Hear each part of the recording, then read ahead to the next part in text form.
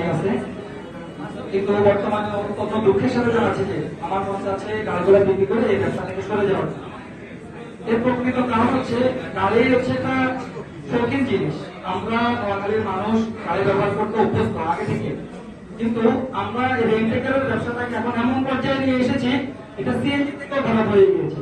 নোয়াখালী থেকে ঢাকায় একটা এসি বাসের ভাড়া হচ্ছে 550 টাকা, তাহলে 10 জন মানুষ যেতে তার খরচ হবে 5,500 টাকা। অথচ আমাদের কিছু ভাইয়েরা একটা হাইস গাড়ির ভাড়া দেয় 4,000 টাকা। তাহলে কি করলেন আপনি? বাসের থেকে ওইটাকে নিচে নামাই ফেলছেন। একটা গাড়ি ঢাকা ঘুরে আসলে গ্যাস, টোল এবং ড্রাইভারের বেতন ওয়াশ সহ 3,500 4,000 টাকা খরচ হয়। তাহলে 3,500 টাকা সে ঢাকায় গেল, আমার 3,500 টাকা বা 4,000 টাকা ঢাকা থেকে আসলো। বছর শেষে গাড়ির টাকা, গাড়ির মেনটেন্স কস্ট, গাড়ির পেপার কোথেকে দিবেন? এগুলো চুরি করতে হবে, না হলে ব্যবসা ছেড়ে চলে যেতে হবে। এভাবে যদি চলতে থাকে আমার মনে হয় কোন গাড়ির মালিক আগামী দিনে এই রেন্টাকারের ব্যবসাটা পরিচালনা করতে পারবে। আমি যেটা ব্যক্তিগতভাবে উপলব্ধি করতেছি, আমাদের রেন্টাকারের এই ভাড়ার বাজারটা যারা নষ্ট করতেছে তারা আসলে নগদ লাভবানের কথা চিন্তা করে, মানে নগদ পাইছি ওইটা পকেটে ঢুকেছি, এভাবেই কিন্তু আমাদের ব্যবসাটা ধ্বংসের পথে। চিন্তা করবেন যারা আমরা প্রকৃত গাড়ির মালিক, তারা একটা ভাড়া দেওয়ার সময় হিসেব করে যে আমার গাড়িটা ঢাকা যাইতে বা চট্টগ্রাম যেতে কত টাকা কস্টিং আছে, ওইটা হিসেব করে আমার প্রফিট মার্জিন এত আমরা ভাড়া রেট দিচ্ছি। কিন্তু আমাদের কিছু ভাইরা আছে, আমার কথা কেউ মনে কষ্ট নেবেন, আমি কাউকে উদ্দেশ্য করে কথা বলতেছি না, তারা চিন্তা করে একটা ভাড়া আসছে, পাঁচের ভাড়াটা কমাই দিই, পাঁচে আমার কাছে থেকে গাড়ি নেই, বিনিময়ে ভাড়াটা হোয়াটসঅ্যাপ গ্রুপে দিই বা যে কোনো এক জায়গায় দিই, বা আমার চলে আসতে রিপন্ডারে বলে ভাই একটা গাড়ি পাঠাই দেন। রিপন্ডারে বললো যে আমার জন্য 500 টাকা রাখিয়ে, রিপন ভাই গাড়ি দিয়ে দিছে, রিপন ভাই 500 রাখছে, আমি 500 রাখছি, মাঝখান দিয়ে আমার স্থানীয় ব্যবসায়ী যারা তারা কিন্তু মাঠে মারা। তো আমার কথাগুলো কেউ কিন্তু কোনো কারো গায়ে থেকে নেবেন না, আমি কষ্টের জায়গা থেকে কথাগুলো বলছি। আমাদের একটা প্রাইভেট কার নোয়াখালী থেকে যখন আমরা আগে ঢাকা পাঠাতাম, আমরা 5,000 টাকা পাঠাতাম নামাই দেওয়ার জন্য, সেখান থেকে যখন একটা রিটার্ন ভাড়া আনতাম তখন আমাদের পকেট মার্জিনটা বেড়ে যেত। কিন্তু এখন ওই রিটার্ন ভাড়াটা করতে করতে ঢাকা থেকেও রিটার্ন, নোয়াখালী থেকেও রিটার্ন, যাত্রীরা এখন ফোন দিয়ে বলে আমার একটা রিটার্ন গাড়ি দেন। আমরাই যাত্রীদেরকে শিখে ফেলেছি।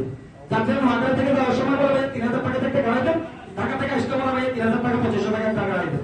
যাত্রীদেরকে যত বোঝানোর চেষ্টা করি, ডাইরেক্ট বলে যে নোয়াখালী 4 গেলে 1,800 টাকা গাড়ি পাওয়া যায়। রিপোর্টটা আছে এখানে, রিপোর্টটা কি 4 1,800 টাকা গাড়ি যায় কিনা এটা রিপোর্টটা আমাদেরকে বলবে, রিপোর্টের বক্তব্যের মাধ্যমে। আমি এই কথাগুলো বলার উদ্দেশ্য হচ্ছে আপনাদেরকে, আপনারা সবাই এই বিষয়গুলো অবগত আছেন, সবার এই বিষয়গুলো জানা আছে, এগুলো একদম মিথ্যা কথা না, সবাই জানেন আমি মনে করি। এগুলা এই বিষয়গুলো একসাথে হয়ে আমরা সবাই মিলে চেষ্টা করতেছি আমাদের এই সোনালী দিনগুলো আবার ফিরিয়ে আনার জন্য। আমরা যদি সবাই একমত হই, যাত্রীদেরকে আপনি ভাড়া যত কমাই দিবেন সে আপনার কাছ থেকে তত সুযোগ চাইবে। আপনি যদি বলেন ভাই আপনি ফ্রি দেন, তখন বলবো যে ভাই তাহলে কষ্ট করে লাগিয়ে করে আমার বাসায় উঠে দিয়ে, সেটাও ফ্রি। সুতরাং যাত্রীদেরকে আমরা আর সুযোগ দেব না, আমরা আমাদের ন্যায্যটা বুঝে নিব। আমরা সবাই মিলে একটা সিদ্ধান্ত নিয়েছি, ঢাকা থেকে নোয়াখালী অথবা নোয়াখালী থেকে ঢাকা সর্বনিম্ন একটা প্রাইভেট কারের ভাড়া 4,000 টাকা। এর নিচে কেউ যদি কোনো ভাড়া ধরেন, যিনি ভাড়া ধরবেন এবং যিনি ভাড়া দিবেন উভয়ের জরিমানার ব্যবস্থা করা হবে এবং কঠোর হাতে সেটা দমন করা হবে।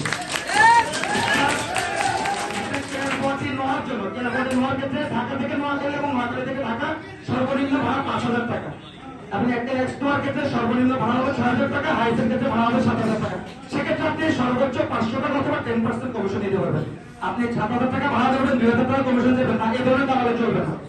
আপনারা সুন্দরভাবে ভদ্রভাবে আপনি একটা ভাড়া ধরছেন, আপনি সম্মানজনকভাবে আপনার সম্মানিত নেবেন, এটাকে দালালের পর্যায়ে নেবেন না, সম্মানী হিসেবে নেবেন।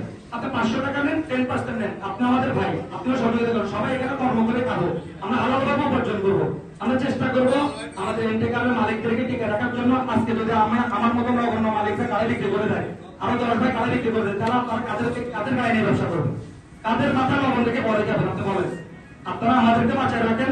আমরা চিন্তা করতেছি আমরা আমাদের একটা গাড়ি সারা মাস ঘুরে 20,000 টাকা ইনকাম করতে পারি না, কিন্তু দেখা যাচ্ছে যে ওই শুধু এখান থেকে ভাড়া ওইখানে, ওইখান থেকে ভাড়া এখানে ট্রান্সফার করে 50,000 টাকা ইনকাম করতেছে, এরকম অনেক ভাই আছে আমাদের নোয়াখালী। আমরা আপনারা উপার্জন করেন, সমস্যা না, আপনি 50,000 টাকা উপার্জন করতেছেন, আপনি 500 টাকা করে খান, 30,000 করেন, একটা মালিক ভাইকে বাঁচা রাখেন। দেখা যাচ্ছে যে অনেক মালিক, একটা ড্রাইভার ভাই নোয়াখালী থেকে ঢাকা ঘুরে আসলে 800 টাকা বেতন দেয় আমাদের মাই দেশটা।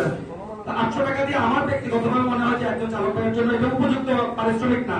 আপনি যখন একটা মালিক যখন পর্যাপ্ত টাকা উপার্জন করতে পারবে, তখন সে তার চালক ভাইকে 800 টাকার জায়গায় 1,000-1,200 টাকা বেতন দিতে হবে। আর আমার মনে হয় আমরা মালিক ভাইরা যখন একটা ড্রাইভার ভাইকে ঢাকা থেকে ঘুরে আসলে 1,000 টাকা, 1,200 টাকা, 1,500 টাকা ভাড়াকে দিব, ভালো রেটে ভাড়া দেবো, তখন ওই গাড়ির ড্রাইভারও 500 টাকার বিনিময়ে অন্য জায়গায় ভাড়াটা বিক্রি করবে না, সে নিজের কর্ম করে 1500 টাকা আলাদা উপার্জন করবে, তার মানসিকতারও পরিবর্তন হবে। আমরা মালিককেও সচেতন হতে হবে, চালক ভাইও আন্তরিক হতে হবে। আজকে যারা চালক তারা যদি সৎভাবে চালান, সৎভাবে পরিচালনা করেন, আপনি একদিন গাড়ি মালিক হবেন। আপনি পরিশ্রম করে আপনি ব্যবসাটা শিখেন, বুঝেন, ক্লায়েন্টদেরকে ভালো সার্ভিস দেন, আপনার পাহাড়িদেরকে বুঝান, ভালোভাবে সার্ভিস দেন, নিরাপত্তার বিষয়টা চিন্তা করুন, নিজে সুন্দরভাবে গাড়ি চালাবেন, মালিক বাঁচিয়ে রাখেন, ভাড়ার বাজারটা ঠিক রাখেন, আমাদের যাত্রীদেরকে ঠিক রাখেন, যাত্রীদেরকে বুঝান যে ভাই আপনি শুধু সস্তা খুঁজতেছেন, সস্তা খুঁজতে গিয়ে আপনি রাস্তায় ছিনতাইয়ের শিকার হবেন, রাস্তায় দুর্ঘটনার শিকার হবেন। আপনার এই খবর দেওয়ার থেকে আপনার কাছে 2500 টাকা আপনি একটা গাড়ি পাচ্ছেন, আর আপনি আমার এখান থেকে 5000 টাকা গাড়ি নিচ্ছেন, আপনার নিরাপত্তা, আপনার জীবনকে 2500 টাকা। আপনি বুঝান, বিভিন্নভাবে যাত্রীদেরকে বুঝান যে আপনি একটা গাড়ি নিলে আপনাকে বাসা থেকে উঠে আপনার বাসায় নামাই দিচ্ছে, আর আপনি বাসে যাইতে হলে আপনি কাউন্টারে যাবেন রিক্সা করে বা সিএনজি করে, সেখান থেকে ভাড়া দিয়ে আবার সায়দাবাদ নামবেন, সেখান থেকে আপনি আবার সিএনজি বা রিক্সা থেকে বাসা যাবেন, আপনার কত টাকা আসে? আপনি ওই টাকাটা হিসাব করেন। দেখেন একটা প্রাইভেট কারের 4 জন মানুষের জন্য 4000 টাকা কস্টিং হয়ে যায়। সুন্দরভাবে বোঝাতে চেষ্টা করি, আমরা যাত্রীদেরকে বোঝাতে হবে, কস্টিংটা বোঝান। আমাদের দিন দিন এই দেশে সবকিছু ঊর্ধ্বগতি, সবকিছুর দাম বাড়তেছে, সবকিছু আমাদের গায়ের প্রত্যেকটা জিনিসের দাম বাড়ছে, পার্সের দাম বাড়ছে, পেপার কস্টিং বাড়ছে। এখন নতুন করে গভর্নমেন্ট গত বছর থেকে এনভায়রনমেন্ট ট্যাক্স বাড়াই দিয়েছে। এক একটা গাড়ি 1500 সিসি গাড়ির ক্ষেত্রে 30,000 টাকা, 2000 সিসি গাড়ির ক্ষেত্রে 50,000 টাকা। এই টাকাগুলোকে আমরা চুরি করে দিব? আমরা তো ব্যবসা করতে আসছি, কিন্তু আমরা এখানে টোটালি টাকাতে আসিনি। আমরা ব্যবসা করে এই টাকাগুলো উপার্জন করে দিতে হবে। তাই ব্যবসা করতে হলে আমাদের কস্টিংটা বুঝে আমরা ভাড়া ধরতে হবে, সেভাবে আমরা ভাড়ার রেটটা যাত্রীদেরকে বুঝাতে হবে, যাত্রীদেরকে কনফারেন্স করে আমরা আমাদের যাত্রীগুলো ঠিক রেখে ভাড়ার বাজারটা ঠিক করতে হবে। আমার মনে হয় আপনারা সবাই যদি সবার জায়গা থেকে সহযোগিতা করেন, আন্তরিকতা থাকেন যে আমি ন্যূনতম রেটে গাড়ি দিব না, আমার যাত্রী আজকে আমার থেকে গাড়ি নেই, আমার ভাই থেকে নেবে। তবে যদি প্রমাণ পাই যে কেউ এই রেটে নিচে গাড়ি দিয়েছে, তার জন্য আমি ব্যক্তিগতভাবে উপযুক্ত ব্যবস্থা নিতে রাজি। আপনারা সবাই এখানে আমার অনেক সিনিয়র ভাইরা আছে, ওনারা আরো মূল্যবান কথা বলবেন। আমি ছোট মানুষ, আমি আজকে 8 বছর ব্যক্তিগত ব্যবসা পরিচালনা করতেছি।